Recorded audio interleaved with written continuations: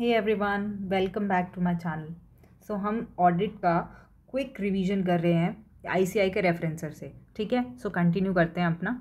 हमने last time कहाँ पे छोड़ा था? हमने यहाँ पे छोड़ा था जहाँ पे हमने एक्सटर्नल ऑडिटर के लिए यूजेज और उसकी एडवोकेसी तक हमने कर लिया था कि उसके लिए ऑब्जेक्टिव, उसकी कॉम्पिटेंस चेक करेगा, उसकी अप्रोच चेक करेगा। ठीक है, अब हम यहाँ पर थे जहाँ पे वो डायरेक्ट असिस्टेंस की बात चल रही है। ये रहा।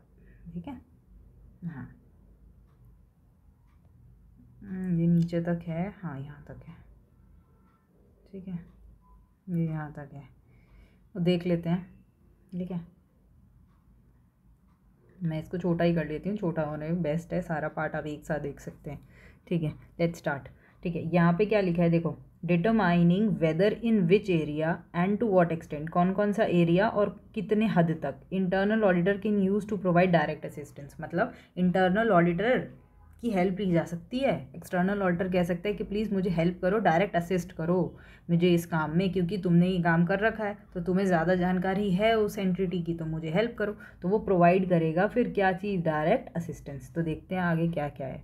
अच्छा, कह रहा है नेचर एक्सटेंट, किस तरीके का और किस हद तक का work that can be assigned to internal auditor providing direct assistance. मतलब एक एक्सटर्नल ऑडिटर है, वो इंटरनल ऑडिटर को कहेगा प्लीज़ मुझे आप क्या करो, डायरेक्ट असिस्टेंस करो, डीए करो, और उसके अंदर वो उसे बताएगा कि किस टाइप का नेचर होगा उस काम का, प्लस कितने हद तक मुझे आपके काम की ज़रूरत है। ठीक है, आपके पास कोई आए और बोले कि भैया मैं इसका एक्सटर्नल ऑडिटर हूँ, मुझे आपके काम की ज़रूरत है, मुझे प्लीज़ असिस्ट करो, और मैं आपको बताऊँगा कि आपका काम किस टाइप का होगा और कितना होगा।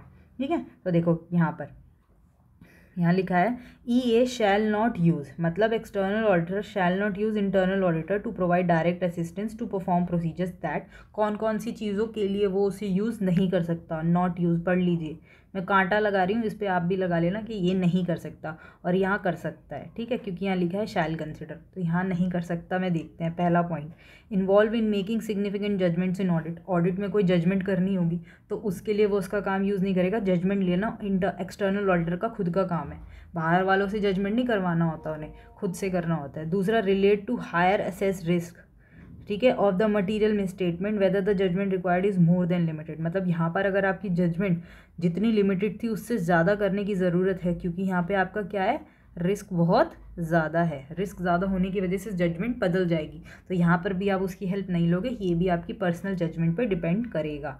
Third point, relate to work which is reported to management और TCWG by internal auditor. Internal auditor पहले ही अपना काम करके TCWG मैनेजमेंट को सब रिपोर्ट कर चुका है, फिर से आप उससे वही वाला काम, उसकी असिस्टेंस लोगे, ये तो डबल वर्क हो गया ना, ये तो फिर बेवकूफ़ी होगी, टाइम वेस्ट हो गया। तो पहले उसने काम कर रखा है, आप उसकी समरी ले लो, रिपोर्ट ले लो, बस हो गया काम, है ना। इसलिए बार बार उससे काम नहीं करवाओगे, है ना, तो ये चीज़ भी आप उससे नहीं करवाओगे। और चौथा, relate to the decisions the EA मतलब external auditor makes in according with standard. मतलब ये जब अपनी ऑडिट करेगा तब अपने स्टैंडर्ड्स ऑन ऑडिटिंग फॉलो करेगा जो ICA ने बोले, और उसके हिसाब से डिसीजन लेगा, तो उस डिसीजन मेकिंग में भी वो उसकी हेल्प नहीं ले सकता। ये सब चीज़ें जो वो क्या करेगा, इंडिविजुअली करेगा। इंडिविजुअली मतलब फुली इंडिपेंडेंट होकर, बिना किसी बंदे की हेल्प लेकर। EA का जो भी काम होगा वो अपना ही काम खुद से करेगा इंडिविजुअली, राइट। तो ये काम याद रखना, एक तो वही इंटरनल ऑडिट फंक्शन का काम उससे दोबारा नहीं कराएगा, कोई जजमेंट पास नहीं करवाएगा, कोई हायर रिस्क होगा तो उसमें ज़्यादा जजमेंट लगेगी वो नहीं कराएगा, और कोई भी डिसीजन मेकिंग का काम नहीं कराएगा जहाँ पर डिसीजन किसको देना हो, EA को देना। ठीक है, अब हम देख लेते हैं कहाँ पे उससे काम करवा सकता है और किस टाइप का। Amount of judgement with respect to, वो जजमेंट उससे ले सकता है किस रिस्पेक्ट में, पहली planning performing relevant audit procedure, कि यार काम कैसे करें, ये करने के लिए जजमेंट लिया जा सकता है। इस बात पे नहीं जजमेंट लिया जा सकता कि ऑडिट में क्या क्या चीज़ें हैं ना, आपने कोई कहा कि आपको बताओ क्या लगता है, ऐसे नहीं पूछेगा। ये पूछेगा आप मुझे बताओ कि ऑडिट कैसे करें, मतलब प्रोसीजर्स थोड़े से सजेस्ट करो, सजेशंस ले सकता है उससे, पर उससे फाइनल जजमेंट नहीं पास कराएगा कि आपको लगता है एडवर्स होना चाहिए, मॉडिफाइड होना चाहिए, अनमॉडिफाइड होना चाहिए, क्या, ये नहीं। ठीक है, दूसरा, evaluation of the audit evidence gathered, जो भी गैदरिंग हुई है उसको इवैल्यूएट कराएगा। प्लीज़ सर आप ये आपके पास कैलकुलेशन है, ये कैलकुलेट करके दे दीजिए, ये कैसे करके इवैल्यूएट करके दे दीजिए, ये पाई चार्ट है, प्लीज़ इसे इवैल्यूएट करिए और मुझे बता दीजिए। इससे टाइम सेविंग होगा और थोड़ी सी उसकी नॉलेज की भी हेल्प मिल जाएगी आपको, राइट। अगर सपोज़ करो आप पढ़ रहे हो, आपको फ्रेंड की नॉलेज की हेल्प मिल जाए तो फिर आप जल्दी पढ़ लेते हो उसको, ऐसे करके। एक तो वो ये करेगा, तो ये पहला पॉइंट हो गया। दूसरा पॉइंट देखो वो क्या करेगा, assess risk of material misstatement. अगर कोई बहुत बड़ी गलती मिलती है तो उसके रिस्क की असेसमेंट करवा सकते हैं। देखो भैया बहुत बड़ी गलती है, इसका अमाउंट कैलकुलेट नहीं हो पा रहा है, थोड़ा सा आप करो, थोड़ा सा मैं करता हूँ, तो असेस रिस्क है ना ऑफ मटीरियल रिस्क, जिसका रिस्क एक्चुअली में उसका रिस्क कैलकुलेटेबल है ना, कर सकते हैं पर वो मटेरियल मिसस्टेटमेंट होने की वजह से हम उसकी असिस्टेंट ले रहे हैं कि भैया इससे तो रिपोर्ट पक्का मॉडिफाइड होगी, तो प्लीज़ आप इसमें मुझे असिस्ट करो। ऐसे ही ऊपर प्लीज़ मुझे इवैल्यूएट करने में हेल्प करो एविडेंसेस को, प्लीज़ मुझे थोड़े प्रोसीजर सजेस्ट करो ऐसे। फिर तीसरा है final evaluation of existence and signification of threats. मतलब कोई ऐसा खतरा दिखाई दे रहा हो जैसे गोइंग कंसर्न का, अरे कोई ऐसी बात तो नहीं है जो कंपनी ने गड़बड़ कर रखी हो जिससे उससे गोइंग कंसर्न पे खतरा हो, तो ऐसे करके अगर कोई थ्रेट है तो प्लीज़ मुझे असिस्ट करिए इन सब में, इवैल्यूएट करिए उन थ्रेट्स को और एग्जिस्टेंस बताइए क्या वो थ्रेट है या नहीं है, राइट। हाँ, और नीचे देख लीजिए वो लिखा है एब्रीविएशन में, ठीक है। अच्छा, ये पॉइंट्स तो हो गए, अब हम ऊपर देख लेते हैं। इसी के आगे ऊपर लिखा हुआ है, देखो क्या लिखा है,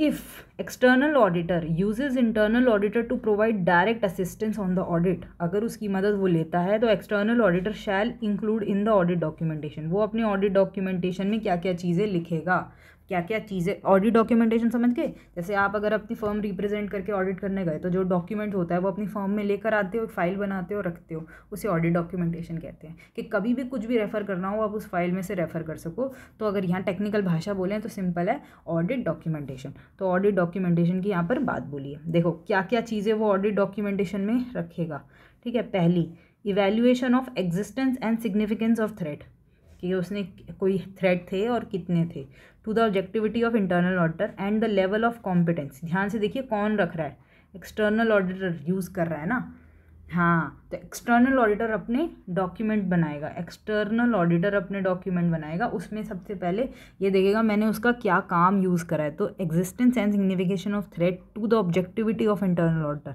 ऑडिटर के हिसाब से, एंड लेवल ऑफ कॉम्पिटेंस, क्या कॉम्पिटेंस थी, क्या क्वालिफिकेशन थी इंटरनल ऑडिटर की, use to provide a direct assistance, कि उसकी क्वालिफिकेशन ये थी वो थी, उसके डॉक्यूमेंट्स अपने पास होने चाहिए।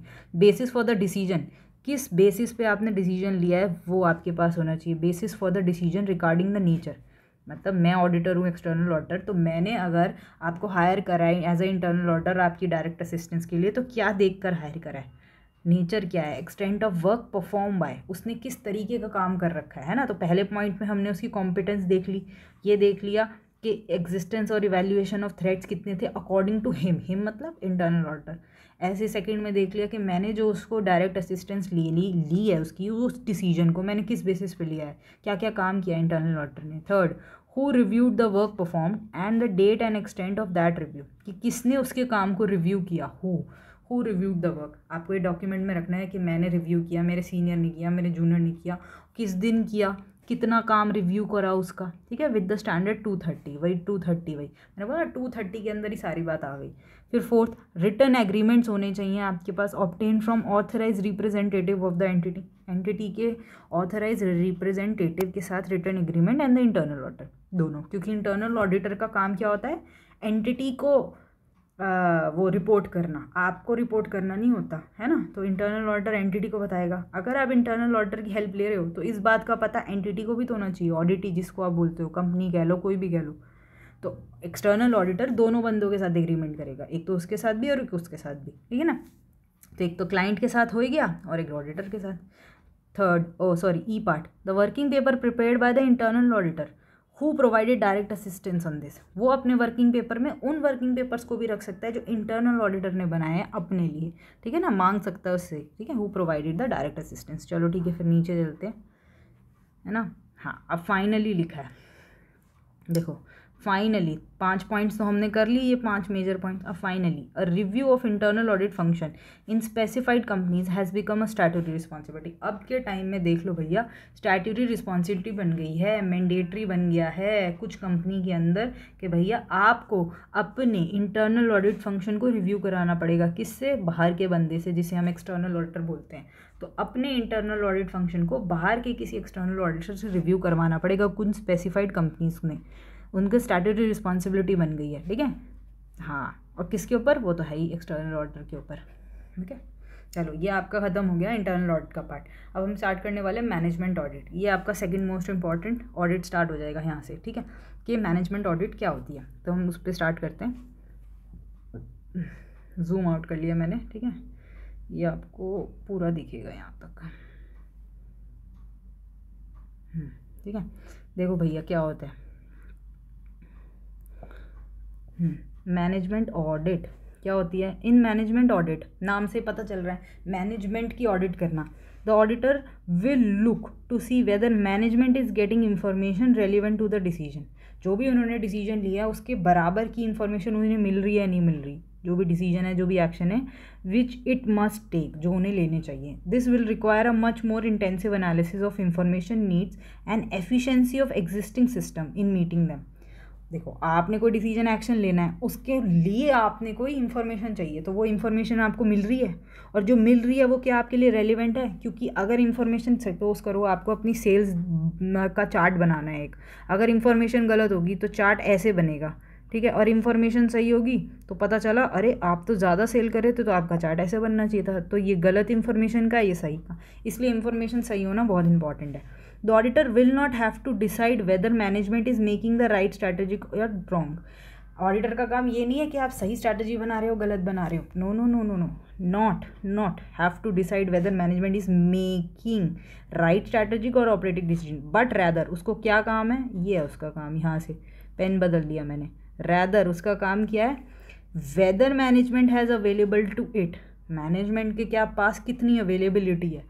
आपको कोई काम करना है, आपके पास कितनी अवेलेबिलिटी है उस काम करने के लिए, ये नहीं कि आपने उस काम करने के लिए क्या डिसीजन लिया, no no no, whether management has available to it and is using the relevant information, और क्या आप सही इन्फॉर्मेशन यूज़ कर रहे हैं एंड टेक्निक यूज़ कर रहे हैं, necessary to evaluate rationally the various alternative that exist. जितने भी ऑल्टरनेटिव एग्जिस्ट हैं, जितनी भी चीज़ें आपको दिखाई दे रही हैं, उसमें से आप छांटोगे कि क्या वो इन्फॉर्मेशन सही यूज़ कर रही है, टेक्निक सही यूज़ कर रही है, क्या उसके पास वो सब चीज़ें अवेलेबल हैं। ये ऑडिटर का काम है, ना कि ये देखे कि उन्होंने डिसीजन सही लिए कि नहीं, स्ट्रैटेजी। अरे भाई डिसीजन सही लेना, स्ट्रैटेजी बनाना, ये तो मैनेजमेंट का खुद का काम है ना, CEO, CFO, COO का काम है, मेरा काम थोड़ी है। मेरा काम तो आके ये चेक करना है जो डिसीजन आपने जिस बेस पे लिए हैं वो बेस कैसा है, जो इन्फॉर्मेशन कैसी है, वो डिटेल्स कैसी हैं, वो ऑल्टरनेटिव्स कैसे हैं, उसे इवैल्यूएट करना है मेरा काम तो, है ना। तो इसलिए मैं रैशनली उसे इवैल्यूएट करूँगा, ठीक है। ऑर्गेनाइजिंग द मैनेजमेंट ऑडिट, जब ऑडिटर आएगा और ऑर्गेनाइज करेगा मैनेजमेंट ऑडिट को, तो वो कैसे करेगा भैया, आ जाओ देखते हैं यहाँ पर। सबसे पहले वो क्या करेगा, हाँ, devising the statement of policy, उनसे कहेगा भैया लेकर आना ज़रा आपने क्या पॉलिसी बना रखी है, क्या काम करना चाहते हो, उस पॉलिसी में ये लिखा होगा हम ये करना चाहते हैं, हमारा ये मिशन है, ये विजन है, ऐसे करेंगे वैसे करेंगे, ये सब। दूसरी चीज़, location of audit function within this, वो लोकेट करेगा कहाँ कहाँ आपने ऑडिट फंक्शन लगा रखे हैं, जैसे इंटरनल ऑडिटर कब कब कराते हो, एक्सटर्नल कब कब कराते हो, तो उसकी लोकेट करेगा। दूसरा, वो एलोकेशन ऑफ पर्सनल देखेगा कि आपने एम्प्लॉयज़ कहाँ कहाँ एलोकेट कर रखे हैं, एक लोअर साइड पे, है ना, कि 3 लेवल्स हो जाएंगे, लोअर साइड, मिडिल और हायर लेवल पे, तो कैसे कैसे पर्सनल आपने कर रखे हैं। जो स्ट्रैटेजीज़ बनाते हैं वो टॉप मोस्ट यहाँ रख रखे हैं, जो संभालते हैं रेगुलर को यहाँ, और जो लेबर क्लास है वो यहाँ, ऐसे ऐसे करके कितने लेवल्स बना रखे हैं, एलोकेट कैसे किया है। फिर फोर्थ देखेगा आप उन्हें ट्रेन कैसे करते हो, स्टाफ ट्रेनिंग प्रोग्राम कैसा है। आप खुद सोचो, आप एक कंपनी रन कर रहे हो, उस कंपनी में आप सपोज करो कुछ भी बना रहे हो, हाँ, है ना, कुछ भी पेन बना रहे हो, तो पेन में सबसे पहले आपकी पॉलिसी है कि हम स्मूथ पेन बना के दें और चीपर कॉस्ट पे, जिससे इकोनॉमी को फ़ायदा और बच्चे पढ़ें लिखें और आगे बढ़े, ऐसा आपका पॉलिसी है, ये आपकी पॉलिसी है ना। उस पॉलिसी में सब चीज़ होना चाहिए कि अभी तक कितने बच्चे पढ़ चुके हैं, कितने ड्रॉप कर रहे हैं, कितने प्रॉब्लम में हैं, है ना, हमने कितनों को हेल्प करी, ऐसे ऐसे क्या आगे करना चाहते हो। फिर ऑडिट फंक्शन कहाँ कहाँ है ना, कहाँ कितनी बार इंटरनल ऑडिट है, कितनी बार स्टार्ट ऑडिट है, कितनी बार GST ऑडिट है, ऐसे। फिर कितने लोग आपने हायर कर रखे हैं, उसमें से लोगों को कैसी ट्रेनिंग देते हो आप, वो। फिर आ गया next aspect, time and other aspects, है ना, कितना टाइम कितनी चीज़ों पे एलोकेटेड है, कितने रिसोर्सेज को यूज़ करते हो, क्या क्या आपने गवर्नमेंट गाइडलाइंस फॉलो कर रखी हैं, ठीक है। और फिर उसकी फ्रीक्वेंसी, फिर मैनेजमेंट ऑडिट की फ्रीक्वेंसी आ जाएगी, है ना। हाँ, तो फिर आपने फ्रीक्वेंसी देखनी है, क्योंकि ये ऑडिटर ऑर्गेनाइज कर रहा है अपनी मैनेजमेंट ऑडिट को। फ्रीक्वेंसी कितनी कितनी देर में क्या क्या चीज़ें दोबारा से रिपीट कर करके देखनी है, उसके कंप्यूटर रिपीट करने हैं, उसकी पॉलिसी, उसकी टेक्निक्स, ये सब, है ना। तो ये सारी चीज़ें हैं, ठीक है, ये मैनेजमेंट ऑडिट होगी, ठीक है, अब नेक्स्ट कंटिन्यू करते हैं। अब देखते हैं आगे क्या है मैनेजमेंट ऑडिट में। फिर यहाँ आ जाता है brief steps with respect to audit report. भैया जब ऑडिट रिपोर्ट बननी होगी, आपसे क्वेश्चन में पूछ लिया जाएगा ऐसे करो वैसे करो, तो आप कैसे कैसे करोगे। तो इसमें आपको 3-4 चीज़ें हैं ना, ये कुछ आपके सामने अवेलेबल इन्फॉर्मेशन है, इसको आपको ध्यान रखना है। देखो, पहला प्लान करना है आपको रिपोर्ट, कि आप रिपोर्ट कैसे बनाओगे, कब बनाओगे, उसमें क्या क्या लिखोगे। फिर उसमें क्या इन्फॉर्मेशन लोगों तक पहुंचाओगे, वो इन्फॉर्मेशन क्या होगी, सपोर्टिंग इन्फॉर्मेशन क्या डालोगे। फिर थर्ड, प्रिपेयरिंग द ड्राफ्ट। आप कभी भी रिपोर्ट पहले फाइनल बना के नहीं साइन कराते हैं, ड्राफ्ट बनता है, ड्राफ्ट पढ़ा जाता है, सबसे अप्रूव किया जाता है, फिर उस पर साइन होता है। ये मत सोच लेना कि प्रैक्टिकल लाइफ में भी ऐसा होता है। प्रैक्टिकल लाइफ में भी ड्राफ्ट बनते हैं और बहुत ड्राफ्ट वेस्ट होते हैं, बहुत लेटर हेड भी वेस्ट हो जाते हैं, कई बार गलत प्रिंट हो जाता है, गलत कुछ हो जाता है, गलत है ना, स्पेलिंग एरर हो गया, वर्ड एरर हो गया, कुछ मिस हो गया, तो ये चीज़ होती है। तो अब नेक्स्ट, हाँ, फिर फॉलोअप किया जाता है of the audit report. Follow up देखा जाता है ना, कि ऑडिट रिपोर्ट सब तक पहुंची या नहीं पहुंची, ये सब करके फॉलोअप किया जाता है कि टाइम पे वो सबमिट कर दें उस ऑडिट रिपोर्ट को, फॉलोअप होता है। फिर होता है action of the response and management. ठीक है, मैनेजमेंट का रिस्पॉन्स क्या होता है उस रिपोर्ट पे। तो पहले सबसे पहले आप रिपोर्ट कैसे दोगे, उसमें क्या इन्फॉर्मेशन डालोगे, फिर एक ड्राफ्ट तैयार करो, है ना, फिर उसको राइटिंग में लिखो और इशू कराओ फाइनल रिपोर्ट। फाइनल होते ही सब लोगों तक पहुंचाओ, फॉलोअप करो। फॉलोअप करने के बाद उनके कमेंट्स आने दो, उनके क्या कमेंट्स आते हैं, तो नीचे पढ़ लेते हैं। देखो, before starting the report the auditor should ask himself what do I want to tell the readers. मैं उनको क्या बताना चाहता हूँ, ये प्लानिंग का पार्ट है कि मैं उनको क्या बताना, सॉरी यहाँ गलती हो गई, बताना, क्या बताना चाहता हूँ, what I want to tell the readers about the audit. The answer will enable him to communicate effectively, right. फिर second, the management auditor should supplement his report by such documents. Documents में supplement होना चाहिए, मतलब supporting होना चाहिए, and data which adequately and convincingly support his conclusion. जो उसने conclusion दिए, किस बेस पे दिया, वो बेस भी साथ लगाना पड़ेगा। सपोर्टिंग इन्फॉर्मेशन में include the relevant standards and regulations, कि भैया इन्होंने ये फॉलो करा, ये फॉलो नहीं करा, ऐसे। फिर ड्राफ्ट बनाओगे। Before writing the final the auditor should prepare the draft report, right. फिर fourth, the final report should be written only when the auditor is completely satisfied with the draft report. draft report करेगा, date time दीजिए पड़ेगा, उसमें spelling देखेगा, कोई omission नहीं है, सारे पॉइंट्स कवर हो चुके हैं, सबसे अप्रूव कराएगा, तब जाके उसे फाइनल करेगा। फाइनल होने के बाद फिर अब वो सबको पहुंचाएगा। The management auditor should review whether follow up action is taken by management. Management ने उसे पढ़ा और फॉलोअप किया हो on the basis of the report. मतलब जो मैंने उसमें गलतियां बताई उसके साथ क्या कर रही है मैनेजमेंट, फॉलोअप कर रही है, करेक्शंस कर रही है।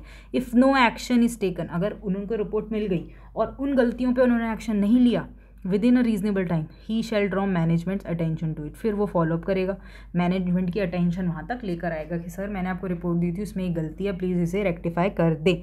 ओके, और लास्ट है फिर वो क्या बोलते हैं उस बात पर, where management has not acted upon his suggestions or not implement his recommendation, the auditor should ascertain the reasons further. फिर वो उनसे उनके एक्शन रिस्पॉन्स मांगेगा अगर उन्होंने नहीं दिए तो, राइट। ठीक है, तो आज के लिए हमने बेस्ट से बेस्ट कर लिया, अपना इंटरनल ऑडिट खत्म कर लिया और मैनेजमेंट ऑडिट स्टार्ट कर लिया, जिसकी हमने क्या रिपोर्ट तक कर लिया कि रिपोर्ट में वो कैसे कैसे करेगा। ठीक है, अब हम कल कौन सा वाला टॉपिक स्टार्ट करने वाले हैं, ऑपरेशनल ऑडिट। ठीक है, तो ठीक है, thank you so much guys. ऐसे ही आप बढ़िया से पढ़ते रहे, रिवाइज करते रहे और पेपर के लिए अपना इनमें से कीवर्ड्स मार्क करके रखिए। कुछ नहीं करना, सिर्फ एक बार कीवर्ड्स को गो थ्रू करना होता है, ब्रश अप करना होता है मेमोरी को, फटाफट से रिवाइज हो जाता है सारा, इतना पैनिक करने की ज़रूरत नहीं है। ठीक है guys, thank you so much.